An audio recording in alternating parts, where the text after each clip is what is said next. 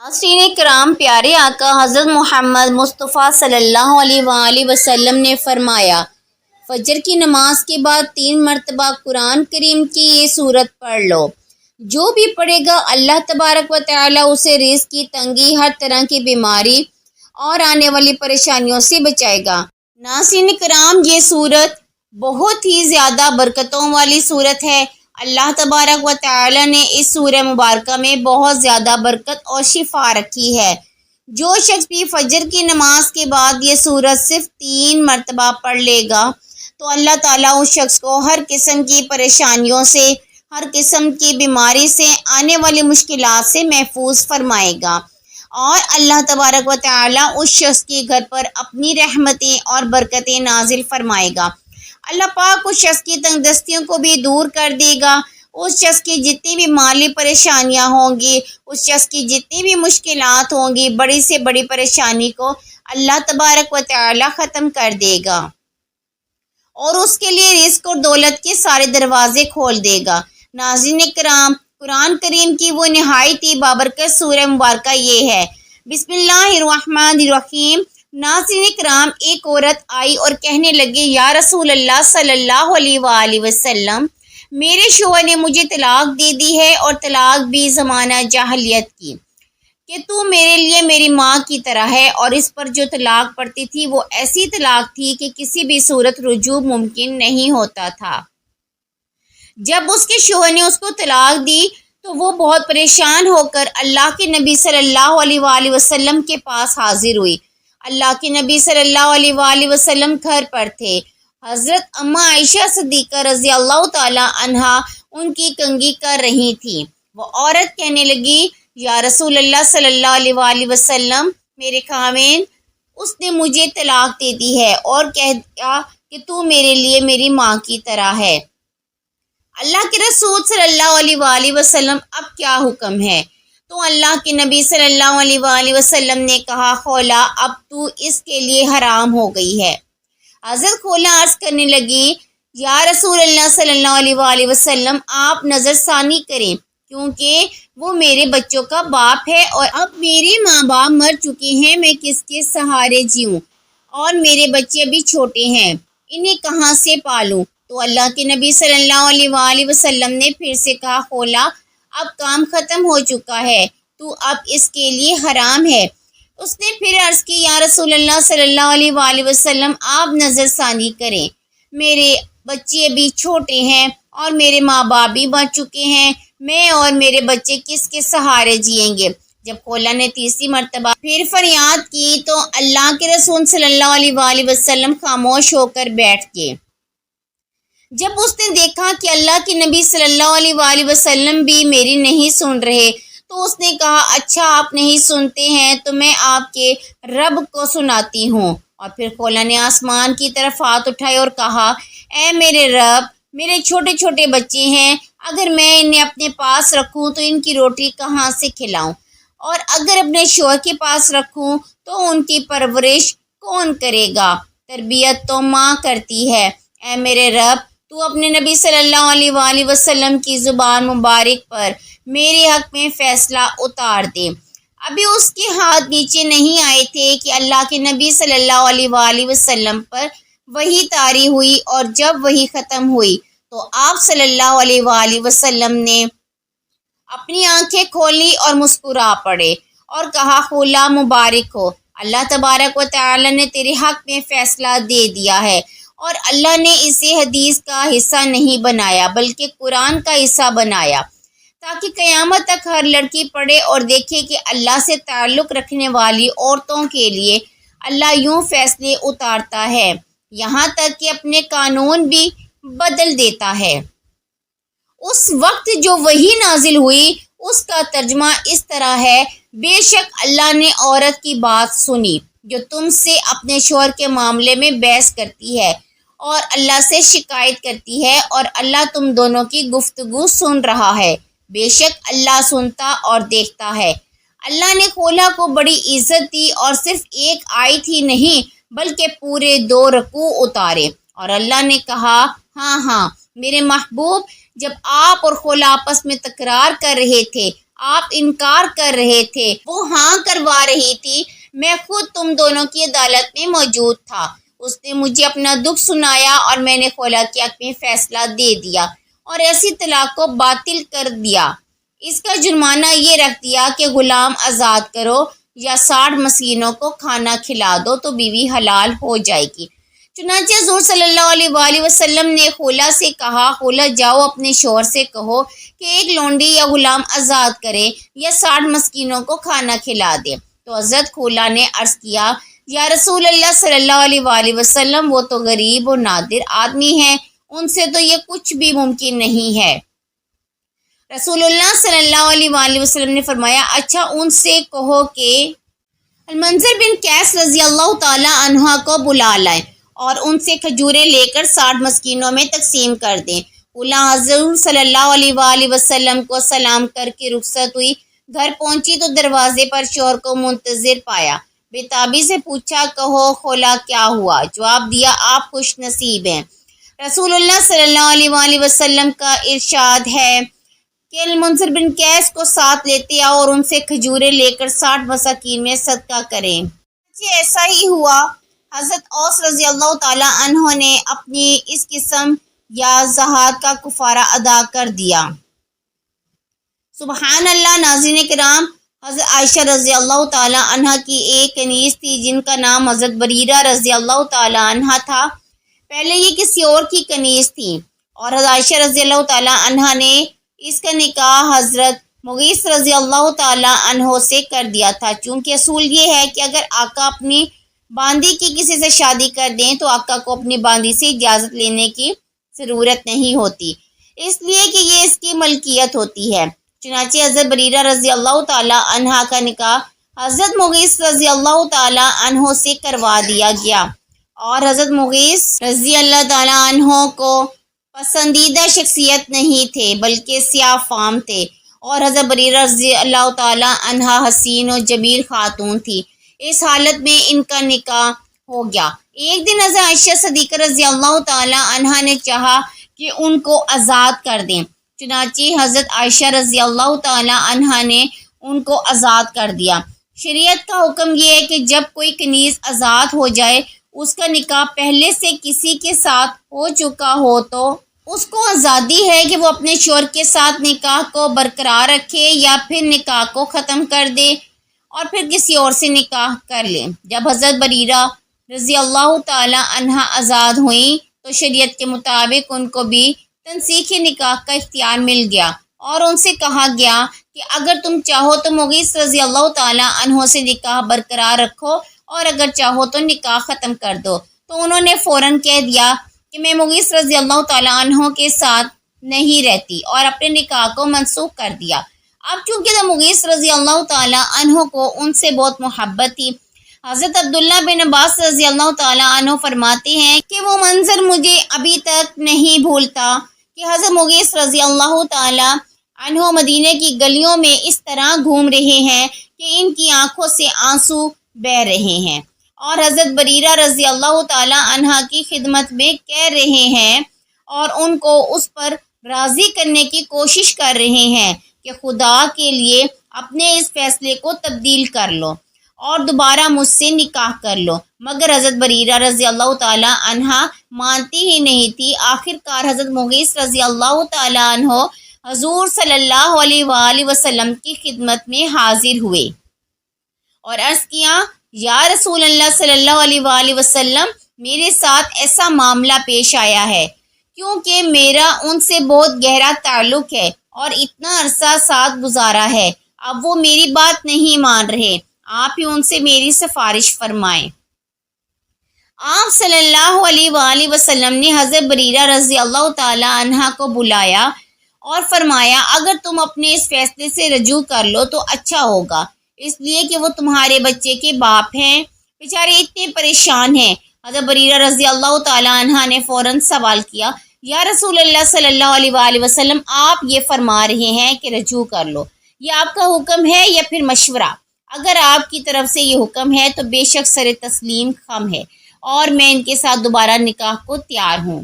یہ سن کر آپ صلی اللہ علیہ وآلہ وسلم نے فرمایا، میں یہ سفارش کر رہا ہوں، میرا یہ حکم نہیں ہے۔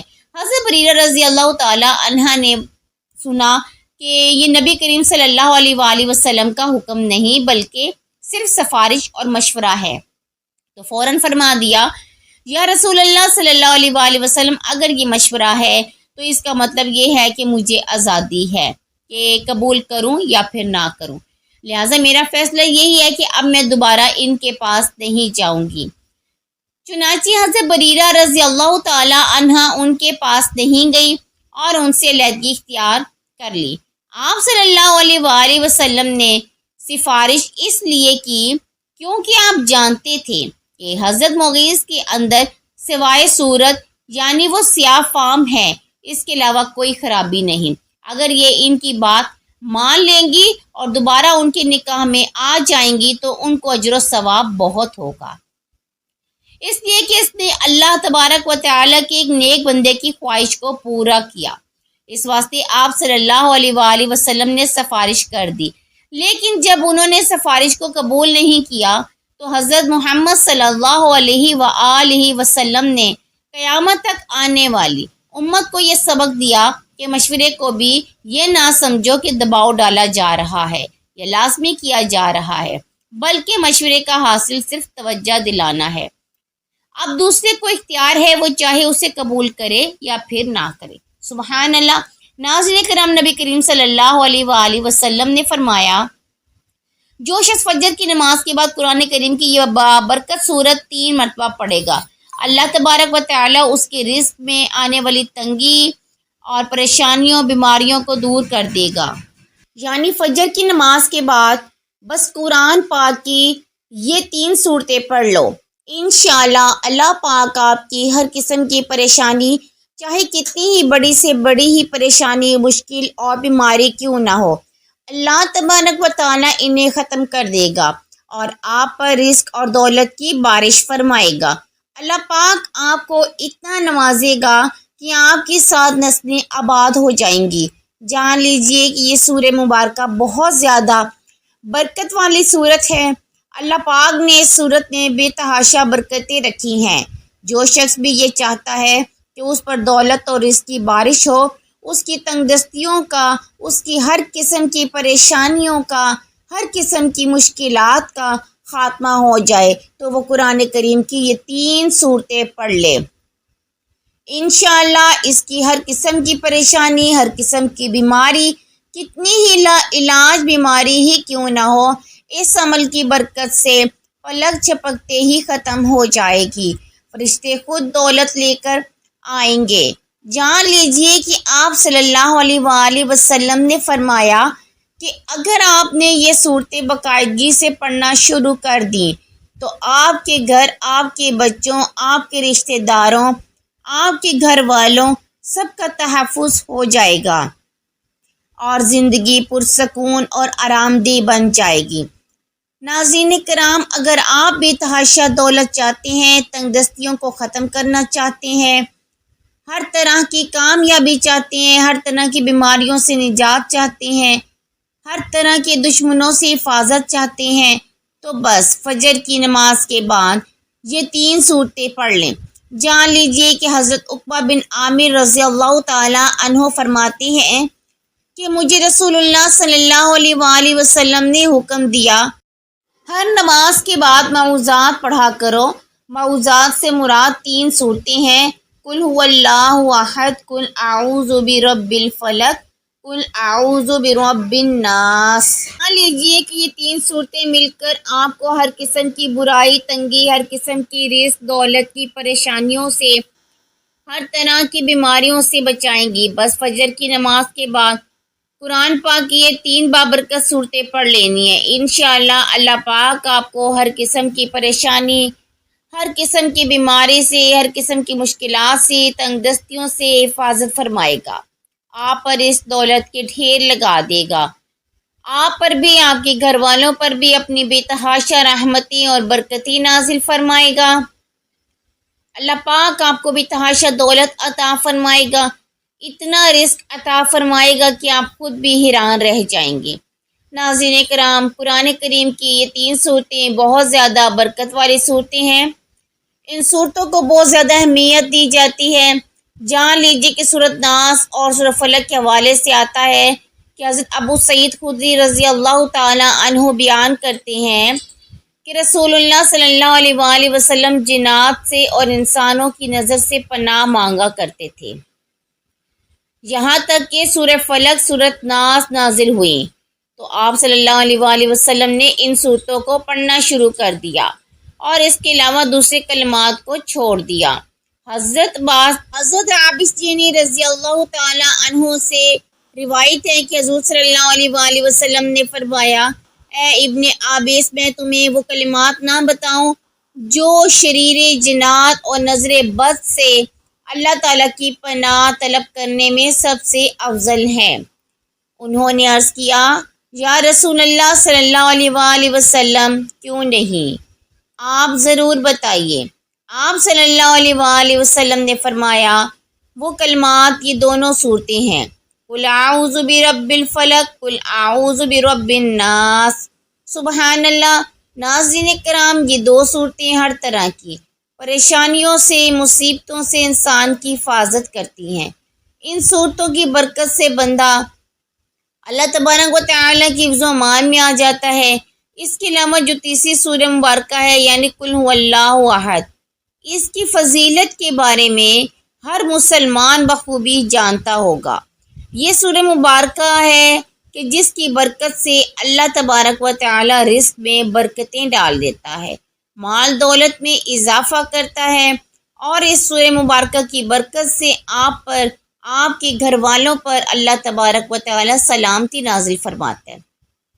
جان لیجیے کہ حضرت ابو سعید خدری رضی اللہ تعالیٰ عنہ سے روایت ہے، حضور صلی اللہ علیہ وآلہ وسلم نے ارشاد فرمایا، کیا تم میں سے کوئی اس سے عاجز ہے کہ وہ رات میں قرآن مجید کا تہائی حصہ پڑھ لے؟ صحابہ کرام کو یہ بات مشکل معلوم ہوئی۔ انہوں نے عرض کیا، یا رسول اللہ صلی اللہ علیہ وآلہ وسلم، ہم میں سے کون اس کی طاقت رکھتا ہے؟ آپ صلی اللہ علیہ وآلہ وسلم نے فرمایا، سورہ اخلاص تہائی قرآن کے برابر ہے۔ حضرت انس بن مالک رضی اللہ تعالیٰ عنہ بیان کرتے ہیں کہ ایک انصاری شخص مسجد قباء میں امامت کرتے تھے۔ ان کی عادت یہ تھی جب بھی وہ کوئی سورت نماز میں پڑھنا چاہتے تو اس سے پڑھتے، لیکن اس سورت سے پہلے قل هو اللہ احد پوری پڑھتے، اس کے بعد دوسری سورت پڑھتے۔ وہ ایسا ہر رکعت میں کرتے تھے۔ ان کے ساتھیوں نے ان سے اس بارے میں بات کیا اور کہا، آپ یہ سورت پڑھتے ہیں، پھر آپ خیال کرتے ہیں کہ آپ تو آپ کے لیے کافی نہیں ہیں، یہاں تک کہ دوسری سورت بھی پڑھتے ہیں، تو آپ یا تو صرف اسی کو پڑھیں یا اسے چھوڑ دیں، کوئی دوسری سورت پڑھیں۔ انہوں نے جواب دیا، میں اسے چھوڑنے والا نہیں ہوں۔ اگر آپ لوگ پسند کریں کہ میں اسے پڑھنے کے ساتھ ساتھ امامت کروں تو امامت کروں گا، اور اگر آپ لوگ اس کے ساتھ امامت کرنا پسند نہیں کرتے تو میں امامت چھوڑ دوں گا۔ اور لوگوں کا یہ حال تھا کہ ان کو اپنوں میں سب سے افضل سمجھتے تھے اور ناپسند کرتے تھے کہ ان کے علاوہ کوئی اور امامت کرے۔ چنانچہ جب حضور صلی اللہ علیہ وآلہ وسلم آئے تو لوگوں نے آپ کو ساری بات بتائی۔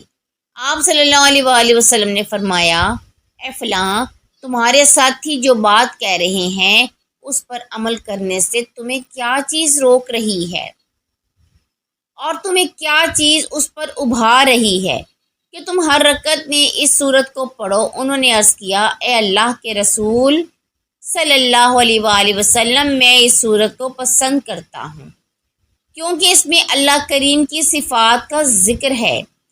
آپ نے فرمایا، بے شک اس سورت کی محبت تجھے جنت میں لے جائے گی۔ سبحان اللہ۔ ناظرین کرام، آپ اندازہ لگا سکتے ہیں کہ یہ سورہ مبارکہ کتنی زیادہ افضل سورت ہے۔ اس سورہ مبارکہ کی فضیلت و برکات کے حوالے سے کئی احادیث موجود ہیں، جن میں سے چند ایک ہم نے آپ کے ساتھ شیئر کی۔ یہ سورہ مبارکہ اللہ تعالیٰ کی پسندیدہ سورت ہے۔ جو شخص بھی قرآن کریم کی یہ سورہ مبارکہ پڑھتا ہے، اللہ تبارک و تعالیٰ کا پسندیدہ شخص بن جاتا ہے۔ ناظرین کرام، فجر کی نماز کے بعد بس یہ 3 صورتیں لازمی پڑھ لیں، انشاءاللہ ان کی برکت سے ہر خواہش، آپ کی ہر حاجت کو اللہ تبارک و تعالی پورا کر دے گا اور آپ پر بھی تحاشا برکتیں رحمتیں نازل فرمائے گا۔ آپ کی ہر قسم کی مالی تنگ دستی، ہر قسم کی غربت کو ختم کر دے گا۔ آپ کو بھی تحاشا مال و دولت عطا فرمائے گا۔ اللہ تبارک و تعالی سے دعا ہے کہ نیکی کی بات کو سننے، سمجھنے اور اس پر عمل کرنے کی طاقت توفیق برحمت فرمائے۔ میرا سنانا آپ کا سننا قبول و منظور فرمائے، آمین یا رب العالمین۔ ناظرین کرام، آخر میں درخواست ہے میری آج کی اس معلوماتی ویڈیو کو لائک اور شیئر کر دیجئے، ہمارے اسلامی اصلاحی چینل کو سبسکرائب کر لیجئے۔ اللہ حافظ۔